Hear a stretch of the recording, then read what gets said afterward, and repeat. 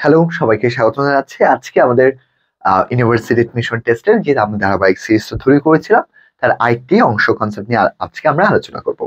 আজকে আমরা যে কনসেপ্টটা নিয়ে আলোচনা করব সেটা হচ্ছে আমাদের ক্লজ এর একটা অংশ। আজকে হচ্ছে আমরা ইতিমধ্যে আমরা ফ্রেজটা আলোচনা করেছিলাম, আজকে হচ্ছে আমরা ক্লজ নিয়ে আলোচনা করব। তাই ক্লজ নিয়ে একটু কথা বললে আমাদের কয়েকটি জায়গায় ক্লজ থেকে সাধারণত প্রশ্ন এসে থাকে। তাই ক্লজ এর কনসেপ্ট গুলো আমি একটু বেসিকটা ধারণা দিচ্ছি। বেসিকটা ধারণা দেওয়ার পরে আর যতগুলো এমসিকিউ আছে তাহলে আশা রাখছি আমরা সব এমসিকিউ গুলো খুব দারুণ ভাবে আমরা আনসার গুলো দিতে পারবো। তাই ক্লজ এর ক্ষেত্রে আমরা প্রথমত তিন ধরনের ক্লজ পাবো। প্রথম যে ক্লজটা আছে সেটাকে বলা একটা প্রিন্সিপাল ক্লজ। কোন ধরনের ক্লজ বলবো আমরা? Principal clause. প্রিন্সিপাল ক্লজের অপর নাম হচ্ছে মেইন ক্লজ, মেইন ক্লজের অপর নাম হচ্ছে ইন্ডিপেন্ডেন্ট ক্লজ। তাহলে যেখানে আমার কোনো ধরনের লিঙ্কার থাকবে না, আমি যখন কোনো ধরনের লিঙ্কার পাবো না, কোন রকম লিঙ্কার নাই, সেটা হচ্ছে কোঅর্ডিনেট ক্লজ মার্কার কিংবা সাপোর্টিং ক্লজ মার্কার নাই, সেটাই প্রিন্সিপাল ক্লজ, সেটাই মেইন ক্লজ, সেটাই ইন্ডিপেন্ডেন্ট ক্লজ। আশা করি কনসেপ্টটা বুঝতে পেরেছি। এরপর দ্বিতীয় নম্বরে হচ্ছে আমাদের সেন্টেন্সে সাবঅর্ডিনেট ক্লজ। কোন ধরনের ক্লজ সেটাকে আমরা বলবো একটা সাবঅর্ডিনেট ক্লজ। তাহলে কখন সাবঅর্ডিনেট ক্লজ হবে? যখন সেখানে আমাদের সাবঅর্ডিনেট ক্লজ মার্কার থাকবে। সেন্টেন্সে কখনো যদি আমাদের সাবঅর্ডিনেট ক্লজ মার্কার থাকে, সেন্টেন্সে যদি আমাদের কখনো সাবঅর্ডিনেট ক্লজ মার্কার থাকে, তাহলে আমরা ধরে নিব সেটা হচ্ছে আমাদের একটা সাবঅর্ডিনেট ক্লজ। তাহলে আবার বলছি, কখন যদি সাবঅর্ডিনেট ক্লজ মার্কার থাকে তখন সেটা হচ্ছে একটা সাবঅর্ডিনেট ক্লজের একটা অন্তর্ভুক্ত। তাহলে সাবঅর্ডিনেট ক্লজ কারা? ডাব্লিউ যুক্ত ওয়ার্ড গুলো if, unless, though, although, since, as, because, so that, though, although, till, until, after, before, এগুলো সবগুলো একটা সাবঅর্ডিনেট ক্লজ মার্কার। তার মানে এগুলো দিয়ে শুরু হলে তাহলে ধরে নিব সেটা হচ্ছে একটা সাবঅর্ডিনেট ক্লজ। এবং সাবঅর্ডিনেট ক্লজ এর পরে আমরা আরেকটি ক্লজ নামে পাবো, সেটাকে বলা হয় একটা কোঅর্ডিনেট ক্লজ। তাহলে কোঅর্ডিনেট ক্লজ মানে কি? কোঅর্ডিনেট ক্লজ আমরা তখনই বলতে পারবো, কোঅর্ডিনেট ক্লজ আমরা ক্লজ তখনই বলতে পারবো যখন সেখানে ফ্যান ভয়েস থাকবে। কি থাকবে? সেন্টেন্সে যখন আমরা ফ্যান ভয়েস পাবো। সেন্টেন্সে কি পাবো? আমরা ফ্যান ভয়েস পাবো। এই ফ্যান ভয়েস পেলে তাহলে মনে রাখবো সেটা হচ্ছে একটা কোঅর্ডিনেট ক্লজের অন্তর্ভুক্ত। তাহলে অ্যাপ মানে কি? অ্যাপ মানে হচ্ছে ফর, সাধারণত ইউজ হয় না, বিকজ হতে ব্যবহার করা হয়। অ্যাপ মানে কি? এন্ড মানে নট অনলি বাট অলসো, বি মানে হচ্ছে বাট অথবা বোথ, এরপর ও মানে হচ্ছে অর, আদারওয়াইজ অথবা এলস, এটা হতে পারে ওয়াই মানে ইয়েট, এস মানে সো। এই কনসেপ্টের মাধ্যমে আমরা একটা প্রিন্সিপাল ক্লজকে চিনতে পারবো, একটা সাবঅর্ডিনেট ক্লজ চিনতে পারবো, একটা কোঅর্ডিনেট ক্লজ চিনতে পারবো। এছাড়া আরো তিন ধরনের ক্লজ আছে। একটা বলা হয় নাউন ক্লজ। কোন ধরনের ক্লজ? একটাকে বলে নাউন ক্লজ। অপর একটা ক্লজ আছে যেটাকে আমরা বলতে পারি একটা অ্যাডজেক্টিভ ক্লজ। অ্যাডজেক্টিভ ক্লজের পরে যেটা আছে সেটাকে বলতে পারবো আমরা একটা অ্যাডজেক্টিভ অ্যাডভার্ব ক্লজ। একটু দেখেন কনসেপ্ট গুলোকে আমি কত সহজে কনসেপ্ট গুলোকে বোঝাচ্ছি। সেন্টেন্স যদি ইট দ্বারা রিপ্লেস করা যায়, অথবা হোয়াট দ্বারা প্রশ্ন করে আনসার পান, অথবা সেন্টেন্স অনেক সময় সেন্টেন্সে নো আছে, তখন সেটা নাও। আবার দেখা যাচ্ছে আমার এই কয়েকটি শব্দ হু, তারপর হচ্ছে হুইজ, অথবা আমার সেন্টেন্সে দ্যাট, ঠিক আছে, অথবা হয়ার, অথবা হচ্ছে হয়েন, হ্যাঁ, অথবা হচ্ছে এই কয়েকটা শব্দ সবচেয়ে বেশি ইউজ হয়। প্রথমে হু, হুইজ, দ্যাট এটা থাকলে মোস্ট অফ দ্য টাইম সেটা অ্যাডজেক্টিভ ফ্রেজ। আর এই পাঁচটি শব্দ দ্বারা যদি আগের কোন একটা নাউনকে মডিফাই করবে, নাউন সম্পর্কে অতিরিক্ত তথ্য দিবে, তখন সেটা অ্যাডজেক্টিভ। আর অ্যাডভার্ব কখন? অ্যাডভার্ব আমরা তখনই পাবো যখন আমরা চারটা প্রশ্ন করবো, যেটাকে আমরা একটু আগে শিখেছিলাম, আমরা ফ্রেজে শিখেছিলাম, যেটাকে বলা হয় এমপিটিআর। কি বলতে পারে? এমপিটিআর। তবে একটা সিক্রেট শিখে দিচ্ছি, এই কয়েকটি শব্দের মধ্যে হয়ার এবং হয়েনটা সহ আমাদের যত ধরনের সাবঅর্ডিনেট ক্লজ মার্কার আমরা পড়েছি, ইফ পড়েছি, আনলেস পড়েছি, দো পড়েছি, অলদো পড়েছি, যতগুলো আমাদের সাবঅর্ডিনেট ক্লজ মার্ক আছে সবগুলো দিয়ে যদি শুরু হয় তখন সেটা অ্যাডভার্ব। আমি কনসেপ্টগুলো একটু দেখাবো। তাহলে আবার বলছি, ইট অথবা হোয়াট দ্বারা প্রশ্ন করে নো থাকলে নাউন, অথবা হু, হুইজ, দ্যাট সেটা যদি নাউনকে মডিফাই করে, অথবা হয়ার অথবা হয়েন অ্যাডজেক্টিভ।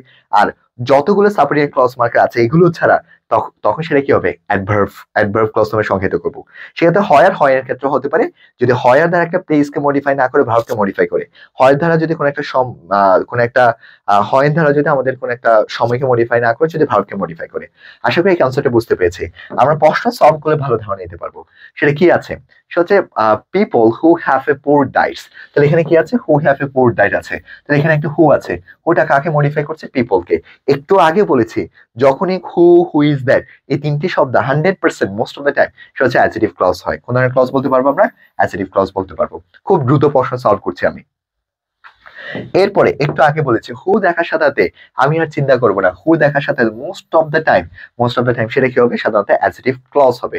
কোন ধরনের ক্লজ হবে? Adjective clause. শুধু একটা প্রশ্ন ডিফারেন্স ছিল, সেটা মাস্টার বইতে আমি এক্সপ্লেন করেছি, সেখান থেকে চাইলে আপনারা দেখে আসতে পারবেন। এরপর আনলেস, একটু আগে বলেছে সেন্টেন্সে ইফ থাকুক, আনলেস থাকুক, দো থাকুক, অল থাকুক, এস থাকুক, সিন্স থাকুক, বিকজ থাকুক, সো দ্যাট থাকুক, যাই থাকুক না কেন চোখ বন্ধ করে আমরা বলতে পারবো সেটা হচ্ছে একটা অ্যাডভার্ব ক্লজ। কোন ধরনের ক্লজ বলবো আমরা? Adverb clause. এই যে আমি যেভাবে আপনাদেরকে প্রশ্নগুলো সলভ করাচ্ছি, আপনাদের সেম ভাবে প্রশ্নগুলো সলভ করতে হবে। হয় আর হি লিভস, সে কোথায় বাস করে। তাহলে আরেকটা বিষয় মনে রাখবো, আমাদের যদি কখনো ডাব্লিউ যুক্ত ওয়ার্ড কখন ডাব্লিউ যুক্ত ওয়ার্ড যদি কখনো সাবজেক্টের জায়গায় থাকে, ডাব্লিউ যুক্ত ওয়ার্ড যদি কখনো সাবজেক্টের জায়গায় থাকে, তখন সেটাকে আমি নাউন নামে সংজ্ঞায়িত করব। কোন ধরনের ক্লজ নামে সংজ্ঞায়িত করব? Noun clause. তার নাউন ক্লজের তিনটা বিষয় বলেছি, ইট অথবা হোয়াট দ্বারা রিপ্লেস করা যাবে, নো থাকতে পারে, অথবা ডাব্লিউ যুক্ত ওয়ার্ড গুলো সাবজেক্টের জায়গায় থাকবে। তখন সেটা হচ্ছে কোন ধরনের ক্লজ হবে, সেটাকে আমি নাউন ক্লজ নামে সংজ্ঞায়িত করব।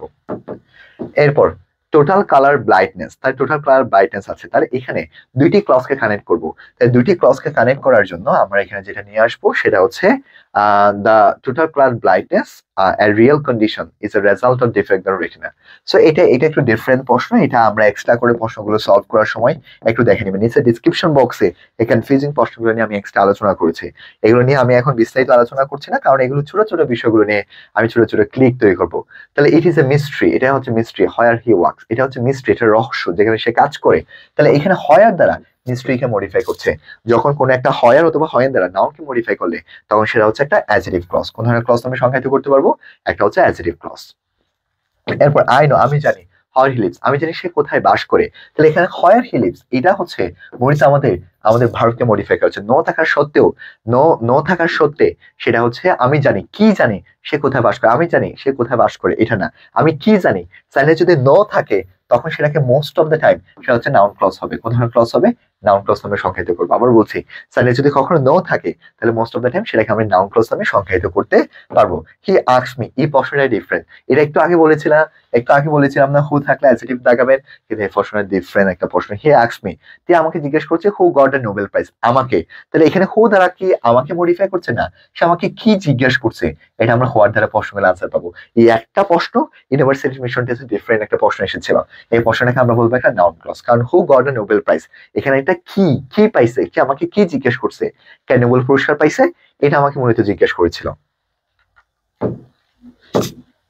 এরপর কি আছে? আনলেস। তাহলে আনলেস দেখার সাথে সাথে আমরা ইজিলি বলতে পারবো সেটা হচ্ছে একটা অ্যাডভার্বিয়াল ক্লজ। কোন ধরনের ক্লজের অংশ? অ্যাডভার্বিয়াল ক্লজের একটা অংশ। এরপর দ্য টেবল হ্যাজ 4 চেয়ার, টেবিলের হচ্ছে 5টা চেয়ার আছে।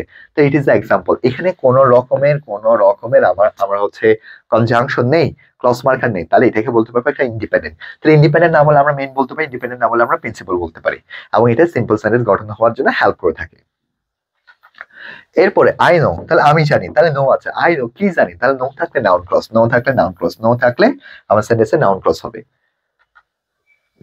এরপর আই নো দ্য বয়, আমি ছেলেটা জানি, হু উইল, তাহলে হু দ্বারা ছেলেটাকে মডিফাই করছে, হু দ্বারা কাকে মডিফাই করছে? ছেলেটাকে মডিফাই করছে, যার জন্য এটাকে আমরা বলবো একটা অ্যাডজেক্টিভ ক্লজ। কোন ধরনের ক্লজ বলতে পারবো? এটাকে আমরা বলবো একটা অ্যাডজেক্টিভ ক্লজের অন্তর্ভুক্ত একটা পার্ট। এরপর the police were the great deal, এখানে দেন আছে। কখন যদি দেন থাকে কম্পেয়ার করছে, দেন দেখার সাথে ধরে নিব সেটা একটা অ্যাডভার্ব, সেটা একটা কি ধরে নিব আমরা? অ্যাডভার্ব। আর কোনো কিছু দেখার দরকার নাই, ইজিলি পারবো, জাস্ট একটু মনোযোগ দিলে কিন্তু আমরা ইজিলি পারবো। উই নো দ্যাট, আমরা কি জানি, তাহলে এখানে নো আছে। নো থাকলে আমাদের মোস্ট অফ দ্য টাইম আমাদের সেটাকে বলবো একটা নাউন ক্লজ। কোন ধরনের ক্লজ হবে? Noun clause. আরো কিছু প্র্যাকটিস করার মধ্যে আমরা কনফিউশন গুলো বের করে নিতে পারবো, বাট এখানে এটাই হচ্ছে আমাদের কি আনসার, সঠিক আনসারের মধ্যে পড়ে। এরপর দা ইনকোয়ার, হাউ আছে, আই ইনকোয়ার করছি, কিভাবে ইনকোয়ার করছি, হাউ দ্বারা প্রশ্ন বলে পাচ্ছেন। তাহলে এখানে আই ইনকোয়ার, আমি কি ইনকোয়ার করছি, এই প্রশ্নের হচ্ছে একটা ডিফারেন্স। আই এনকোয়ার, তাহলে I enquire how he lost his মানি, আমি এনকোয়ার করছি, কি এনকোয়ার করছি, সে কিভাবে টাকাটা হারিয়েছে। তাহলে এটাকে আমরা বলবো একটা নাউন ক্লজ। কোন ধরনের ক্লজের অংশ? এটাকে আমরা বলবো একটা নাউন ক্লজের অন্তর্ভুক্ত। কোন ধরনের ক্লজের অন্তর্ভুক্ত? Noun clause. আই এনকোয়ার, আমি তাকে এনকোয়ার করেছি, how he lost his money, সে টাকাটা কিভাবে হারিয়েছে। তাহলে এটা আমরা হোয়াট দ্বারা প্রশ্ন বলে পাচ্ছি, আবার বলছি হোয়াট দ্বারা প্রশ্ন বলে পাচ্ছি, যার জন্য এখানে এটা হবে একটা নাউন ক্লজের অন্তর্ভুক্ত। কোন ধরনের ক্লজের অন্তর্ভুক্ত? এটাকে আমরা বলবো একটা নাউন ক্লজের অন্তর্ভুক্ত। এরপর কি আছে? এরপর আমাদের যেটা আছে সেটা হচ্ছে দা, এরপর দ্যাট আছে। দ্যাট দ্বারা মূলত বার্ডকে মডিফাই করছে। কাকে মডিফাই করছে? বার্ডকে মডিফাই করার জন্য একটা অ্যাডজেক্টিভ ক্লজ, যেটা হচ্ছে রিলেটিভ প্রনাউন হিসেবে আমরা ব্যবহার করেছি। কোন ধরনের প্রনাউন হিসেবে ব্যবহার করেছি? Relative pronoun. এর অ্যাজ এন্ড পসেসিভ হিসেবে ব্যবহার করা হয়েছে। ওকে, এই প্রশ্নগুলো একটু দেখতে হবে। দ্য ম্যান, আবার এখানে হু আছে, আবার এখানে কি আছে? হু আছে, এবং হু দ্বারা দ্য ম্যানকে মডিফাই করছে, যার জন্য এটা হচ্ছে একটা অ্যাডজেক্টিভ। কি বলতে পারবো আমরা? এটাকে বলবো আমরা একটা অ্যাডজেক্টিভ ক্লজের অন্তর্ভুক্ত। এরপর আই ডোন্ট নো, আমি জানি না, হু হ্যাজ কাম হিয়ার, আমি জানি না, কি জানি না। তাহলে কি দ্বারা প্রশ্ন বলে আনসার পাচ্ছেন? যখন কি দ্বারা আমরা আনসার পাবো তখন সেটাকে আমরা বলবো একটা নাউন ক্লজের অন্তর্ভুক্ত। কোন ধরনের ক্লজের অন্তর্ভুক্ত? নাউন ক্লজের অন্তর্ভুক্ত। এরপর দ্য পুয়ার বয়, যে গরিব ছেলেটা, হু হ্যাজ এ অরফেন্স, তাহলে যে অরফেন্স, তাহলে এখানে হু আছে, দ্য বয়কে মডিফাই করছে, দ্য বয়কে মডিফাই করার কারণে এটাকে আমরা বলবো একটা অ্যাডজেক্টিভ ক্লজ। কোন ধরনের ক্লজের অন্তর্ভুক্ত? একটা হচ্ছে অ্যাডজেক্টিভ ক্লজের অন্তর্ভুক্ত একটা পার্ট। এরপর I cannot guess what types of person he is. I cannot guess, কি গ্যাস করতে পারি না সে কোন ধরনের পার্সন। সেন্টেন্সে যদি কখনো হোয়াট থাকে তাহলে ইজিলি বলতে পারবো সেটা হচ্ছে নাউন ক্লজের অন্তর্ভুক্ত। কোন ক্লজের অন্তর্ভুক্ত? নাউন ক্লজের অন্তর্ভুক্ত। এরপর সেন্টেন্স যদি কখনো নাউনের সাবজেক্টের জায়গায় যদি কখনো ডাব্লিউ যুক্ত ওয়ার্ড থাকে তখন সেটাকে নাউন ক্লজ নামে সংজ্ঞায়িত করবো। কোন ক্লজ নামে সংজ্ঞায়িত করবো? নাউন ক্লজ নামে সংজ্ঞায়িত করবো। এরপর হচ্ছে the girl who will meet in the hospital. তাহলে এখানে হোম দ্বারা মূলত দ্য গার্লকে মডিফাই করছে। যখন কোনো একটা ডাব্লিউ যুক্ত ওয়ার্ড বা নাউনকে মডিফাই করবে তখন সেটাকে আমরা বলবো একটা অ্যাডজেক্টিভ ক্লজ। কোন ধরনের ক্লজ বলবো? একটা হচ্ছে অ্যাডজেক্টিভ ক্লজের অন্তর্ভুক্ত। এরপর লুক বিফোর ইউ লিভ। তাহলে এখানে লুক বিফোর ইউ লিভ এর ক্ষেত্রে একটা জিনিস মনে রাখতে হবে, এখানে বিফোর ইউ লিভ এটা হচ্ছে আমাদের একটা সাবঅর্ডিনেট ক্লজ। কোন ধরনের ক্লজ? Subordinate clause. তাই সাবঅর্ডিনেট ক্লজের আগে যে ক্লজটা আছে সেটাকে আমরা বলবো একটা প্রিন্সিপাল ক্লজের অন্তর্ভুক্ত। কোন ধরনের ক্লজের অন্তর্ভুক্ত? এটা হচ্ছে আমাদের একটা প্রিন্সিপাল ক্লজের অন্তর্ভুক্ত বা প্রিন্সিপাল ক্লজের একটা পার্ট। এরপরে identify the underline clause of the sentence. এটা কোন ধরনের হতে পারে? যদি সাবজেক্টের জায়গায় থাকে তখন সেটা নাউন, সাবজেক্টের জায়গায় থাকলে তখন সেটা নাউন, সাবজেক্টের জায়গায় থাকলে তখন সেটা নাউন, ডাব্লিউ যুক্ত ওয়ার্ড সাবজেক্টের জায়গায় থাকলে নাউন হবে। এরপর I know the reason why. Why দ্বারা প্রশ্নের আনসার পাচ্ছি, রিজন আছে, রিজনকে মডিফাই করছে। যখন হোয়াই দ্বারা রিজনকে মডিফাই করবে, নাউনকে মডিফাই করবে তখন সেটা হবে একটা অ্যাডভার্ব। তখন সেটাকে আমরা কি বলতে পারবো? একটা অ্যাডভার্ব নামে সংজ্ঞায়িত। সরি, আর রিজন আছে তখন সেটা আমাদের একটা অ্যাডজেক্টিভ হবে, কারণ হোয়াই দ্বারা এখানে অলরেডি একটা মডিফাই করছে। কি করছে? মডিফাই করছে, একটা নাউনকে মডিফাই করছে, যার জন্য আমরা এটাকে বলবো একটা অ্যাডজেক্টিভ। এরপর দ্য রেস্টেড এট সানসেট। তাহলে এট সানসেট একটা কি? তাহলে এট সানসেট একটা ক্লজ ফ্রেজ। এখানে প্রশ্নটা মনে একটু কনসেপ্টটা এট সানসেট, এখানে হচ্ছে এখানে ফ্রেজ দেওয়া দরকার ছিল। এটা হচ্ছে একটা adverb phrase, adjective adverb clause না, এখানে হচ্ছে অ্যাডভার্ব ফ্রেজ হবে এটা। সো আশা করি আমরা একেবারে কনসেপ্টগুলো যে কনসেপ্টগুলো আমরা আলোচনা করেছি প্রতিটা বিষয়গুলো আমরা এখান থেকে কনসেপ্টগুলো বুঝতে পেরেছি। আশা রাখছি কনসেপ্টগুলো সিরিজটা একটু বারবার আমরা একটু ধারাবাহিকভাবে যদি দেখে যাই আমরা এই ক্ষেত্রে খুবই ভালো করতে পারবো। সো সবাইকে রিকোয়েস্ট করছি আমাদের ক্লাসগুলো একটু ধারাবাহিকভাবে এখানে নিয়মিতভাবে ক্লাসগুলো দেখার জন্য। ক্লাসগুলো নিয়মিতভাবে দেখতে পারলে আমরা এই ক্ষেত্রে খুবই ভালো নাম্বার আমরা এখানে গ্যাদার করতে পারবো বলে আশা করছি। সো সবাইকে অসংখ্য ধন্যবাদ এবং দেখা হবে আমাদের আরেকটি ক্লাসে। Thank you.